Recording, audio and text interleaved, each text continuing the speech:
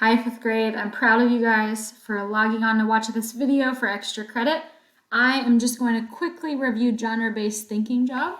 So on your Google Classroom under classwork, you have a section, if you scroll down, called Quick Help. Okay, there are 2 things under here right now. There will be more things added throughout the year. I want you to click on Fiction Genre-Based Thinking Job. And this is for whenever you need a review on the genre-based thinking job. If you click this PDF, it will actually bring you to a presentation about how to write a genre-based thinking job. Now remember, this is for a fiction text. Fiction is a story that's made up. It reads like a story. It doesn't read with a bunch of facts. After you read, you will list these 5 things from the story. So next to your C, you'll list the characters from that chapter or that story. Next, the S, you'll list the setting. That's where and when the story takes place.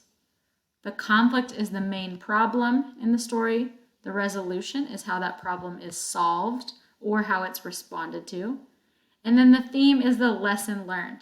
If you don't know these by heart by now, you need to write these down and learn them by Friday, okay?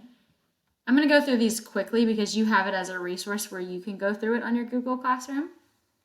But like I said, for the characters, you're only putting the important characters, okay? If it mentions someone but they don't have any speaking lines or they're not important to the story, it's okay to leave them out. The setting, like I said, is when and where the story takes place. Sometimes it changes, okay? Sometimes they might be at home and at school, and that's fine to put 2 settings. And then sometimes, very rarely, it does not say where the setting is. But if you have a guess, you can put where the setting is. The next C is the conflict. This is the main problem in the story, okay? They're usually talking about this problem a lot while you read. It is something that is bad or something that is going wrong. Maybe a character is really worried about something. Maybe there is a fight between people, something like that. It is usually a pretty big problem. Your resolution should match that conflict, okay? It's the solution to that problem. So if a character is worried about something, how does it get better? How do they stop worrying about it? Or what do they figure out? Sometimes there's no resolution. This is very rare, but sometimes that is the case. Sometimes something bad happens and it does not get solved. If it doesn't get solved, sometimes the story will tell you how the problem is dealt with. Okay, maybe someone's upset is in the problem or in the conflict, and they deal with it by crying or talking about it. That doesn't necessarily fix the problem, but that's how they're dealing with it. So you could put that as the resolution as well.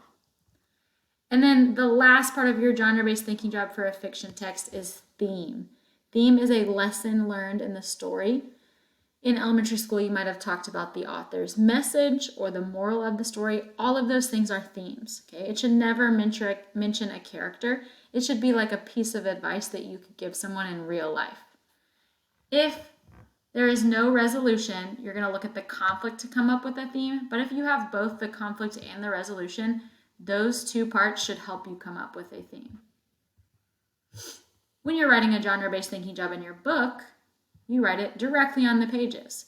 When you're writing for your checkpoint assessment, you're going to write it also on the test, and I will show you that in just a second. Here is an example of what a finished genre-based thinking job should look like, and this was from way back when we read The Low-Cut Strike Again. Notice every single section is filled out. The conflict was that cancer left families without a lot of money. The resolution was that they stole coins. Notice how it matches. They didn't have a lot of money, so they stole money.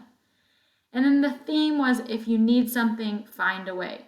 Notice how my theme also matches my conflict and resolution. They needed something up here. They needed money, so they found a way. They stole coins. Now I'm going to show you an example with Esperanza Rising. You're getting a bonus if you came to this extra credit video because I'm going to do tonight's homework.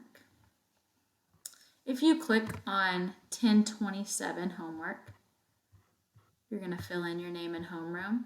You were supposed to read pages 18 to 22 in Esperanza Rising and write a genre-based thinking job. On your homework, I always space it out, CSCRT. On your checkpoint, you're going to have to write it all at once, but let's practice writing it like this. The characters in pages 18 to 22 were Esperanza, Mama, Papa, Hortensia, Alfonso, Miguel, the tias, Tia Luis and Tio Marco, and then Abuelita. There are a lot of characters in Esperanza Rising, so if you want to use abbreviations, just the first letters of their names, that is fine. The setting was El Rancho de las Rosas. You could have also said their house or their land. The conflict. Now, if you don't want the surprise ruined, pause the video now and go read your homework and then come back and do it. But the conflict was that Papa was murdered. Okay, at the end on page 22, Papa died. This is one of those rare cases where there is actually no resolution. Okay, Papa dying cannot be fixed. You could have either put none for your resolution, or you could have also put how Esperanza and her family reacted. Okay, so the family is devastated. That's not necessarily a solution to the problem, but it is how they reacted. I'm going to put none for mine. Now, the theme. I don't have a resolution, so I'm going to look at my conflict. Papa was murdered. I know in my head how Esperanza and her family reacted by crying. Mama fainted.